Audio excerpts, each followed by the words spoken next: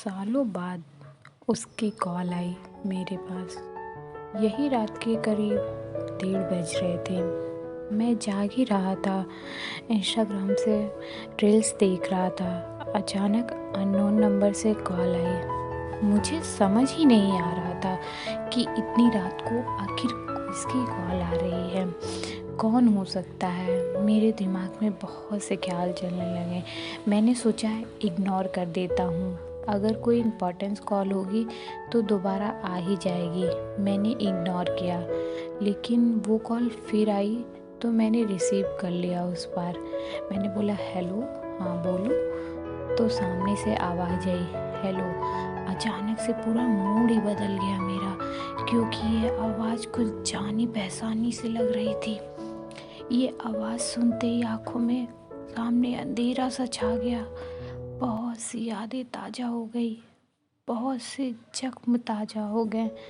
मेरी रोई हुई आवाज़ में एक बार फिर हेलो निकला और वहाँ से आवाज़ आई। डिस्टर्ब तो नहीं किया? मुझे रिप्लाई करते हुए बहुत ही घबराहट से हो रही थी।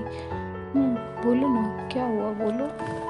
मैंने ऐसे ही कुछ जवाब दिया। समझ नहीं आ रहा था, मेरे मन में सवालों का बवंडर घूमने लगा कि आखिर क्यों आज इसे अचानक इतने सालों बाद मेरी याद आ गई, क्यों आई है। मैं हिम्मत करके बोला नहीं बोलो। उससे पूछा कैसे हो, मैंने कहा। उसने मुझसे पूछा कैसे हो तुम, मैंने कहा ठीक हूँ, तुम बताओ। उसने मेरे सवाल के बाद रोना शुरू कर दिया और कहा ठीक नहीं हूँ। अब मैं तो और भी ज़्यादा कंफ्यूज हो गया कि ये हो क्या रहा है। इतने सालों बाद कॉल आया और इतनी रात को, और उस पर से ये रो रही है। आखिर बात क्या हुई। मैंने उसको चुप कराया और बात किया। बात करते करते पता चला कि वो जिसके साथ थी उसने उसको किसी और के लिए छोड़ दिया।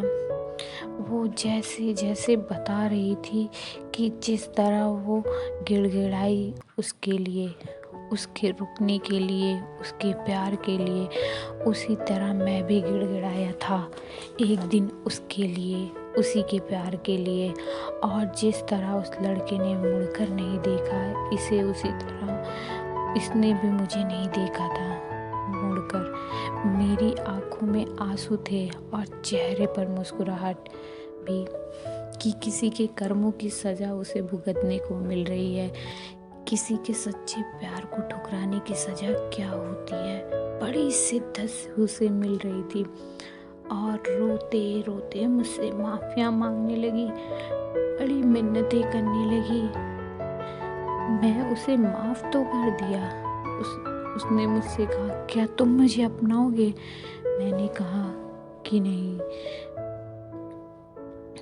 उसने मुझसे कहा कि क्या तुम मुझे अपनाओगे, उसे अपनी ज़िंदगी में वापस बुला लो।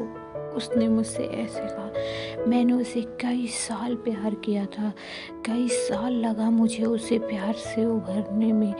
वो लौटी तो ऐसा लगा जैसे मेरी सारी ज़िंदगी की खुशियाँ सी लौट आई है। मैंने उसे माफ़ कर दिया। फिर उसने मुझसे पूछा क्या तुम मुझे अपनाओगे। इस सवाल को सुनते ही मुझे वो सारे दिन याद आने लगे, वो सारी किस्से याद आ गए।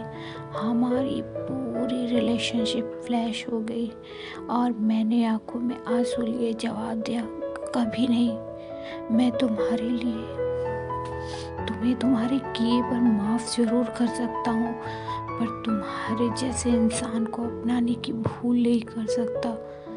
ज़िंदगी में नहीं, कभी भी नहीं।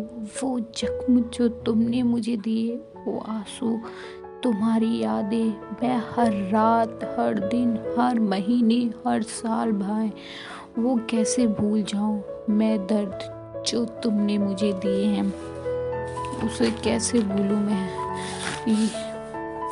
ये जो हुआ है ना तुम्हारे साथ, ये तुम्हारे कर्मों की सज़ा है और इसे तुम्हें भुगतना ही पड़ेगा। तुम्हें ना चाहकर भी तुम्हें इसको भुगतना ही पड़ेगा।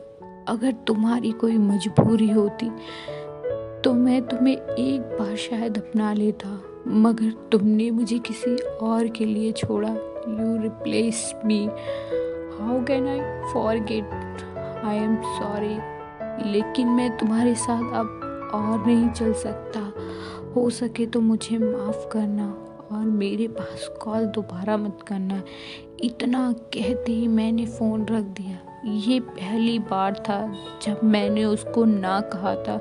मुझे रोना तो बहुत आया और मैंने रोया भी, पर मैंने गलतियां दोहराने की भूल नहीं की। ज़िंदगी में एक वक्त ऐसा आता है जब आपको दिल से नहीं, दिमाग से काम लेना पड़ता है।